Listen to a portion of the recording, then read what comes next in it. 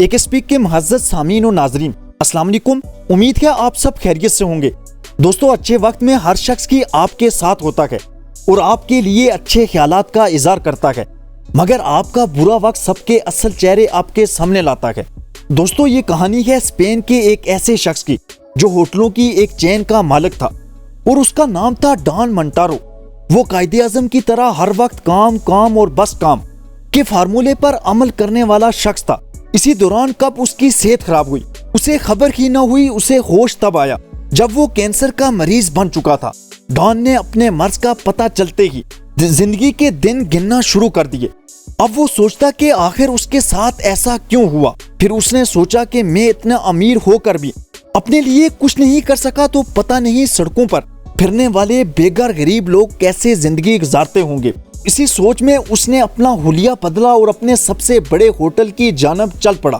اس نے سوچا کہ اب اپنی زندگی کے آخری دن غریبوں کے نام کروں گا اور یہ دیکھوں گا کہ جو ہوٹلز اس نے بنائے ہیں کیا اس میں کسی غریب کو بھی کھانا دیا جاتا ہے اور بے گھروں کے ساتھ اس کے سٹاف کا رویہ کیسا ہے۔ یہ سب جاننے کے لیے وہ آج اپنے ہی ہوٹل کے دروازے پر تھا۔ حلیہ اتنا خراب اور بدحال تھا۔ اس کا یہ حال دیکھ کر گارڈ نے اسے دروازے پر روک لیا اور کہا، یہ تمہارے آنے کی جگہ نہیں ہے۔ اس پر ڈان منٹارو نے کہا کہ وہ کافی دن سے بھوکا ہے، کچھ کھانے کو مل جائے تو اچھا ہے۔ گارڈ نے پہلے تو اسے بھگانے کی کوشش کی، پھر مینیجر کو بلا لیا۔ اس نے آتے ہی کہا، تم یہاں کیسے گھس آئے؟ گندے آدمی، تم پہلے نہا کر آؤ، پھر لوگوں کو کھاتے دیکھ کر طریقہ سیکھو، پھر میں تمہیں یہاں کھانا کھانے کی اجازت دے سکتا ہوں، لیکن میں یہ بتا دوں کہ تمہاری اتنی اوقات نہیں کہ تم یہاں بل ادا کر سکو۔ یہ سب کہہ کر مینیجر چلا گیا اور ڈان حیرت سے ساکت کھڑا رہا۔ پھر اس نے سوچا شاید کوئی اور سٹاف ممبر اس کے ساتھ اچھا سلوک کرے۔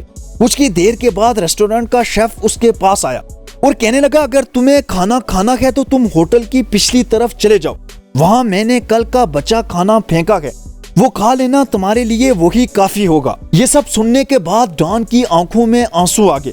اس نے ہمیشہ اپنے سٹاف کو لوگوں کے ساتھ اچھا برتاؤ کرنے پر زور دیا تھا، لیکن اتنا بڑا ہوٹل بچا ہوا کھانا دوسرے دن پھینک تو سکتا تھا، مگر ایک بیکاری کو ایک وقت کا کھانا نہیں دے سکتا تھا۔ اس شرمناک سلوک کے بعد اس نے اپنے اگلے ریسٹورنٹ کا رخ کیا جو شہر کے ایک مشہور پارک میں واقع تھا۔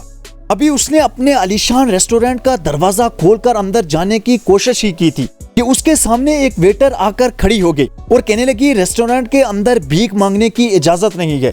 ڈان نے جواب دیا، میں بھیک مانگنے نہیں بلکہ کھانا کھانے آیا ہوں، لیکن ویٹرز نے اسے اندر گھسنے نہیں دیا اور مینیجر کو بلا کر کہا، یہ آدمی یہاں ڈسٹربنس کریٹ کر رہا ہے، جس پر مینیجر نے انتہائی بدتمیزی سے اسے مخاطب کرتے ہوئے کہا، بڈھے، تم اس ہوٹل کی ایک کینڈی تک تو نہیں لے سکتے تو یہاں پر کھانا کس طرح افورڈ کرو گے؟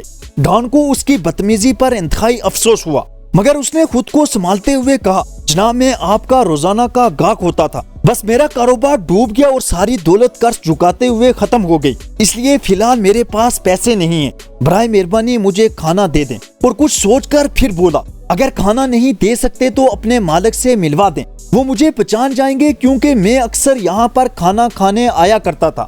مینیجر نے اس کی بات پر کہکا لگا کر کہا، میں ہی یہاں کا مالک ہوں، اب دفع ہو جاؤ، تمہارے لیے یہاں کچھ نہیں ہے، پیسے دو اور کھانا کھاؤ، یہاں کا اصول ہے۔ ڈان کو غصہ تو آیا مگر اس نے یہ پکا ارادہ کر لیا کہ وہ سب سے پہلے اپنے تمام ریسٹورنٹ کا وزٹ کرے گا اور اس کے بعد ہی کوئی اگلا قدم اٹھائے گا۔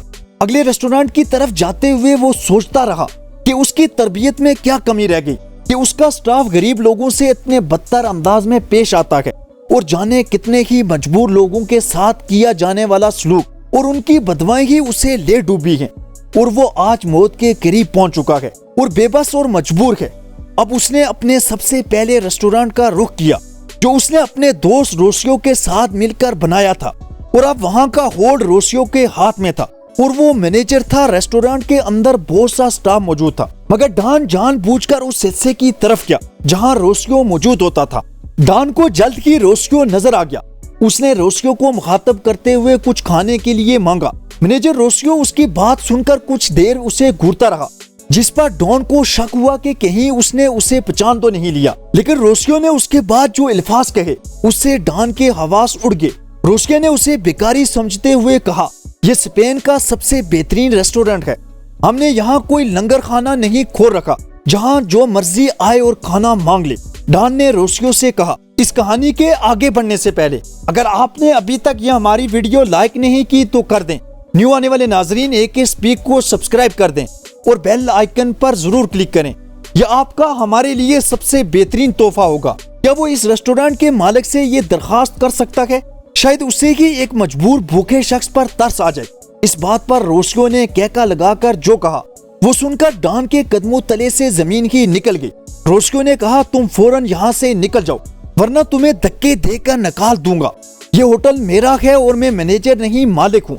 इस होटल के बनने में मेरी मेहनत ज्यादा है। अब तो वैसे भी उसका मालिक कैंसर से मरने वाला है। उसके मरते ही ये सब कुछ मेरा हो जाएगा और वो वक्त दूर नहीं है। रोसियो वो शख्स था जिस पर डॉन सबसे ज्यादा भरोसा किया करता था।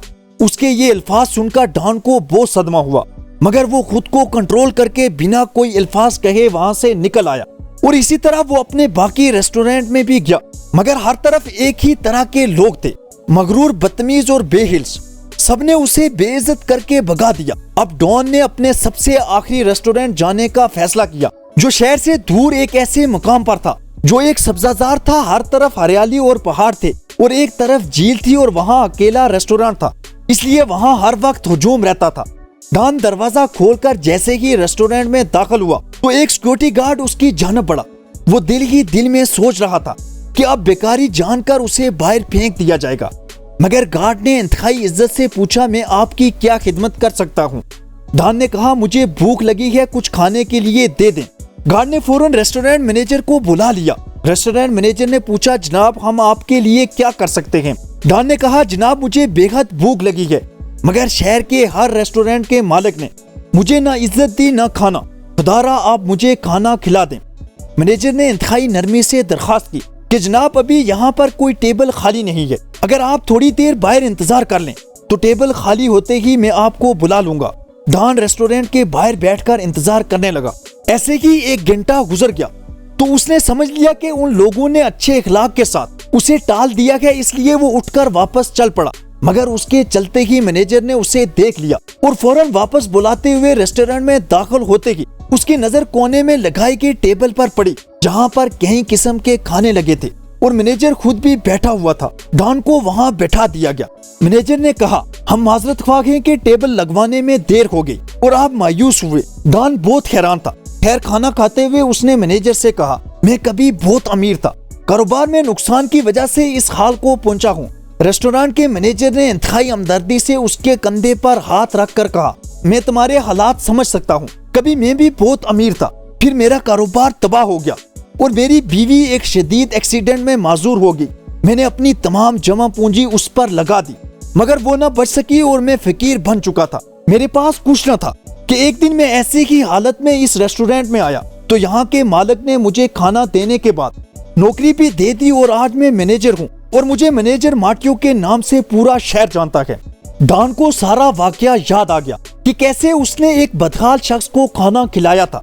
मैनेजर कह रहा था, मुझे और बड़ी बड़ी जॉब मिलती हैं, मगर मैं अपने मौसन का एहसान नहीं भूल सकता, इसलिए कहीं नहीं जाता। आज डॉन बहुत खुश था कि कोई तो है जो उसके अच्छे काम को याद रख रहा है। अगले दिन उसने अपने तमाम रेस्टोरेंट के मैनेजर को मीटिंग में बुला लिया और उसी बेकारी के रूप में मीटिंग रूम में दाखिल हुआ। सबने पहचान लिया कि ये तो वही बेकारी है जिसे उन्होंने जलील करके भगा दिया था। उनके सर शर्मिंदगी से झुक चुके थे। डॉन ने ऐलान किया, मैटियो के अलावा मैं सबको आज से नौकरी से निकालता हूँ। मुझे आप जैसे लोगों की कोई जरूरत नहीं जिनमें इंसानियत नाम को नहीं है। आज से मार्टियो तमाम रेस्टोरेंट का मैनेजर है और मैं अपनी जिंदगी का बकिया हिस्सा मार्टियो और उसके स्टाफ के साथ इसी रेस्टोरेंट में गुजारूंगा, क्योंकि मेरी कोई फैमिली नहीं है। तमाम लोग शर्मसार तो थे, मगर सबसे बुरी हालत रोसियो की थी जो डॉन का दोस्त था। अब दोस्ती भी असलियत सामने आने पर खत्म हो चुकी थी। दोस्तों, रहमदिली और इंसानियत ने मैटियो को रेस्टोरेंट की चेन का मैनेजर बना दिया था।